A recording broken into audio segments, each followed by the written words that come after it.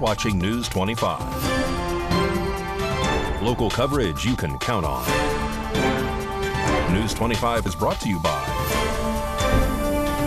J.K. Nelson Law, voted Best of Las Vegas. Give them a call, 702-727-9900.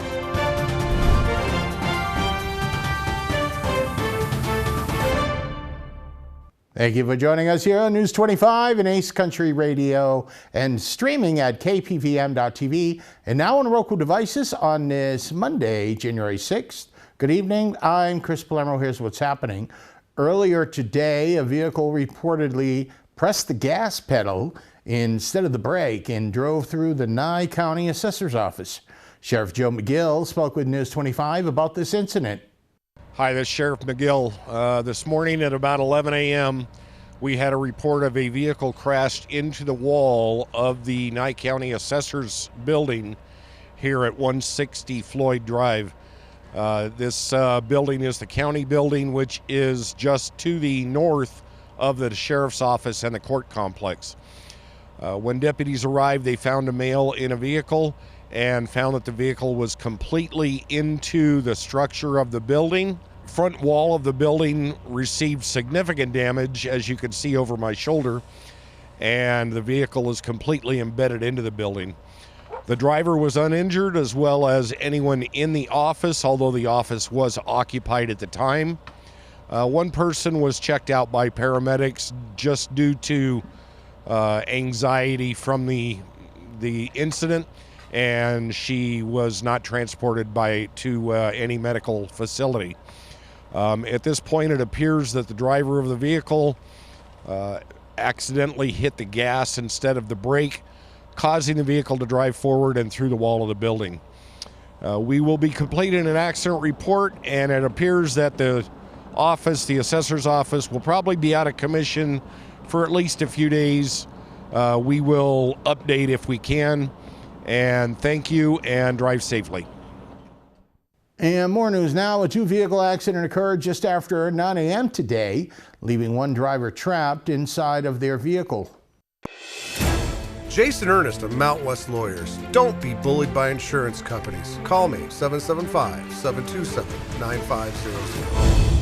A two-vehicle collision at the intersection of Highway 160 and Dandelion Street occurred just after 9 a.m. on January 6th, prompting a swift response from the Nevada Highway Patrol and local emergency services. The accident involved a Ford Ranger traveling southbound in the number 2 lane and a Kia SUV that attempted to make a left-hand turn from Dandelion onto Highway 160. The Ford Ranger struck the Kia on the driver's side door, leaving the Kia driver mechanically trapped inside the vehicle. Emergency crews extricated the trapped driver, who was transported to Desert View Hospital with minor injuries. As authorities conducted their investigation and cleared the scene, the number 2 lane of Highway 160 and the westbound lane of Dandelion Street were temporarily closed to traffic.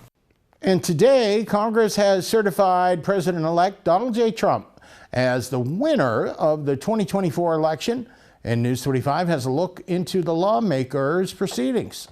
On Monday, January 6, 2025, Congress officially certified Donald J. Trump as the winner of the 2024 presidential election, marking the culmination of a closely watched and hotly contested electoral process. The session held in the Capitol's chambers followed the constitutional procedure of tallying the electoral votes from each state. One by one, the results were read out loud to the assembled members of Congress. Madam President, the certificate of the electoral vote of the state of Nevada seems to be regular in form and authentic, and it appears therefrom that Donald J. Trump of the state of Florida received 6 votes for president, and J.D. Vance of the state of Ohio received 6 votes for vice president. The state of the vote for the President of the United States, as delivered to the President of the Senate, is as follows. The whole number of the electors appointed to vote for President of the United States is 538. Within that whole number, the majority is 270. The votes for President of the United States are as follows. Donald J. Trump of the state of Florida has received 312 votes. Kamala D. Harris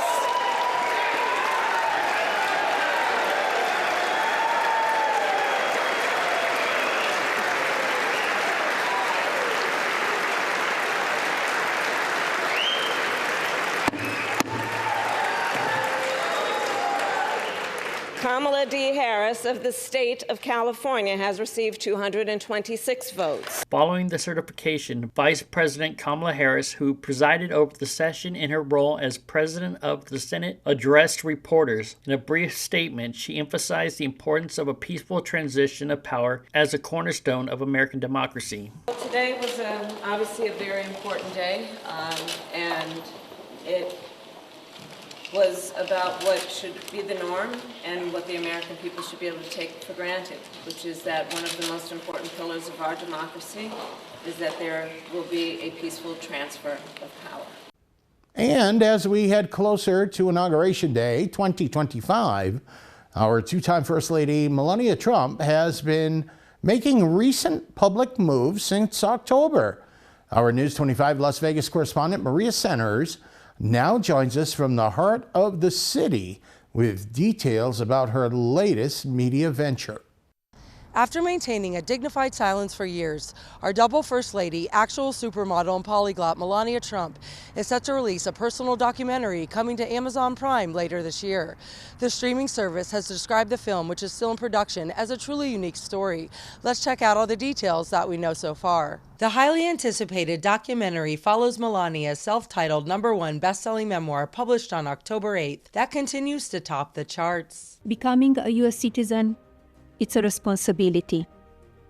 It's about participating in democracy, safeguarding our freedoms, and making a difference in our communities. Ms. Trump serves as an executive producer on the latest Melania media project that began filming last month. It's about setting a positive example and making meaningful contributions to our society. Amazon Prime has described the film as one that will offer viewers an unprecedented behind-the-scenes look at the First Lady's life. 2020 election results changed our lives forever.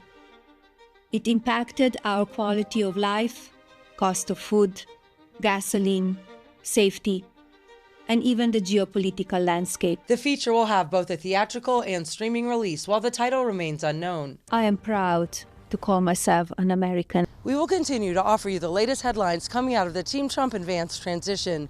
Proudly shooting it from Trump over the hump to my people in the beautiful desert oasis of Pahrump, I'm Maria Centers for News 25 Las Vegas. Thank you very much, Maria. More local stories coming up. You're watching News 25.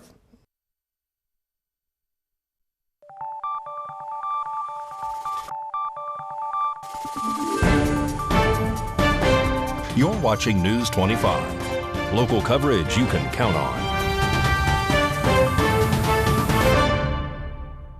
And welcome back to News 25 on this Monday. I'm Chris Palermo. Earlier last week, a 17-year-old Henderson teen went missing, and on Sunday morning, a deceased body was found, and the Clark County Coroner's Office has identified the body as 17-year-old Jenna Lee Hinn, and News 25 has the details.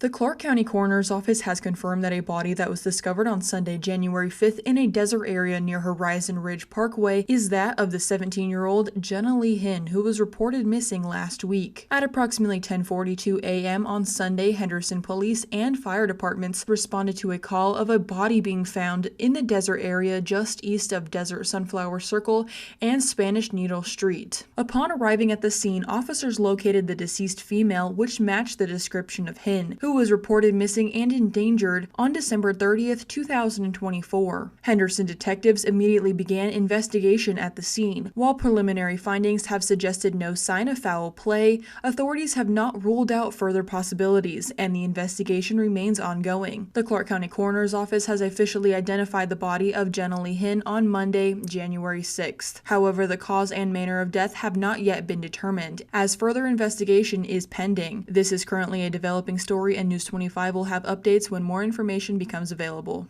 Well, busy weekend for the home team. The Raiders wrapped up their season, and the Vegas Golden Knights are basically atop of the NHL standings. And here's Mikey with your look at all the sports.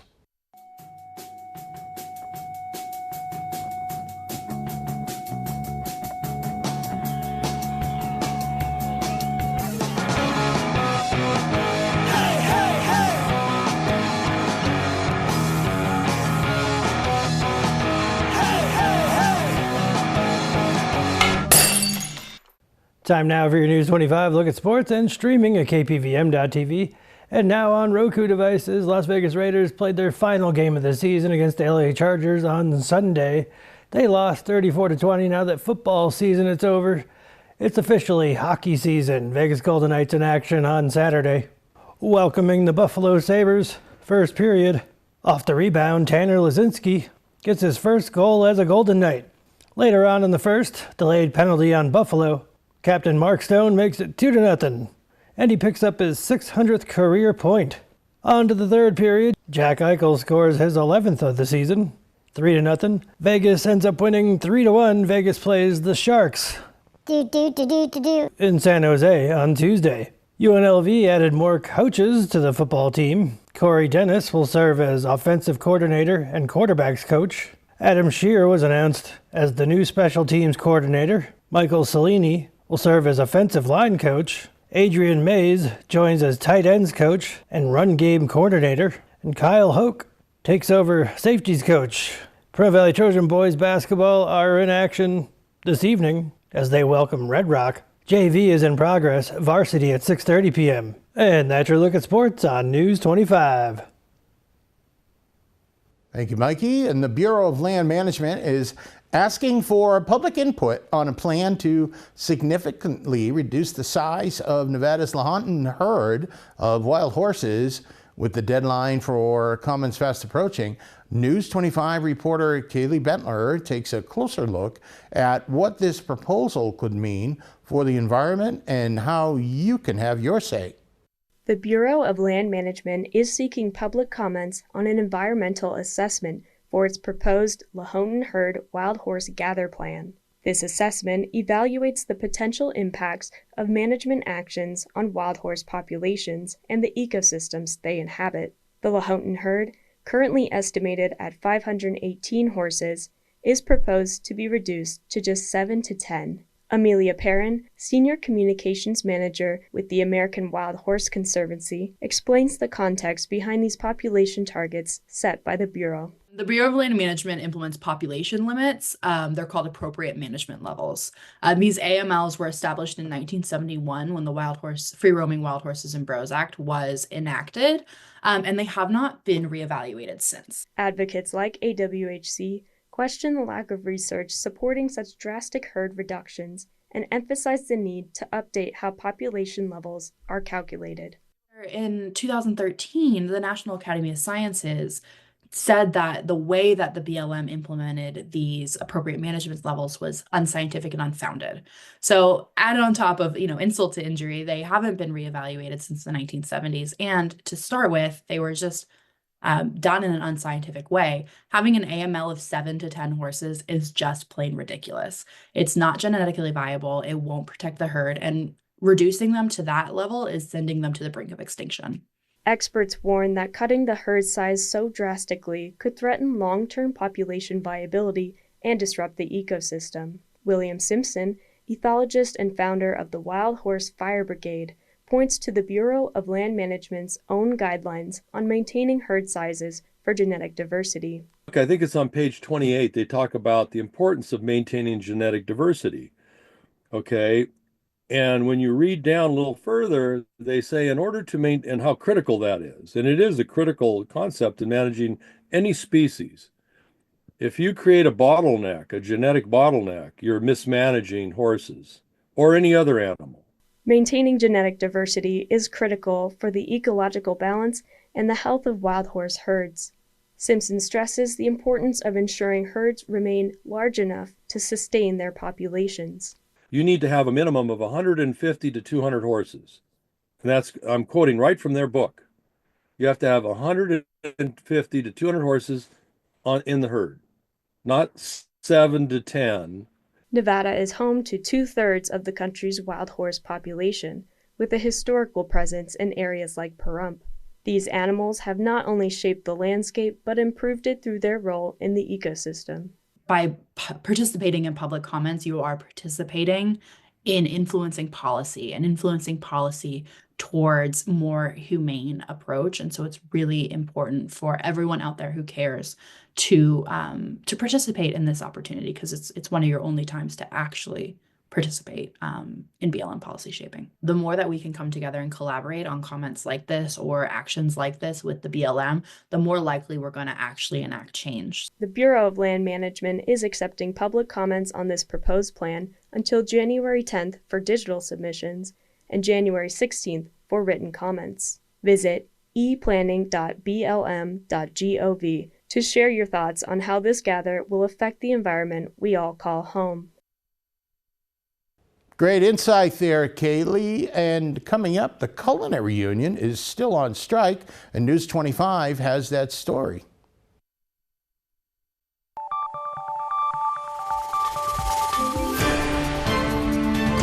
You're watching News 25. Local coverage you can count on. News 25 is brought to you by Mountain West Lawyers, Injury Attorneys, 727-9500. Welcome back to News 25. I'm Chris Palermo. The Culinary Union held a strike barbecue over the weekend, and News 25 was there to give you the heartwarming details. The evening of Saturday, January 4th saw an incredible display of solidarity and community as Culinary Union workers hosted a strike barbecue at the Virgin Hotel's Las Vegas picket line. The event, which was held from 5:30 to 7:30, became a powerful symbol of unity as hundreds of union members, supporters, and allies gathered to stand together for the workers' rights. The turnout exceeded expectations, with people from all walks of life joining the picket lines. Banners and signs lined the picket area, displaying messages of resilience and demands for fair treatment. Families with children, longtime workers, and community allies came together, showcasing the broad support behind the union's efforts. The event was also mixed with celebration and determination, as attendees enjoyed their meals while standing in solidarity with the workers' cause. The strike barbecue highlighted the deep connection between the union and the Las Vegas community. Many attendees showed up not only to support the cause, but also to strengthen the bond among workers and their allies. As the sun set and the picket lines glowed with determination and camaraderie, the event served as a reminder of the collective power of the workers and the community's unwavering support. News 25 WeatherCam is brought to you by Lerner and Rowe Injury Attorney's Office in Pahrump. In a wreck, need a check? Call 702-877-1500. Well, that's the Lerner and Rowe weather cam right outside, really, of the studios here in Pahrump. And this man is paragliding, I guess. And you know what? He's enjoying the extra seconds we're gaining. Will we bypass winter? Kaylee will let us know on a forecast in a bit.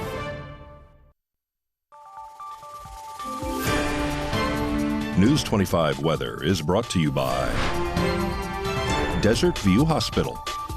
We're here when you need us, providing compassionate and friendly care to our neighbors since 2006. DesertViewHospital.com.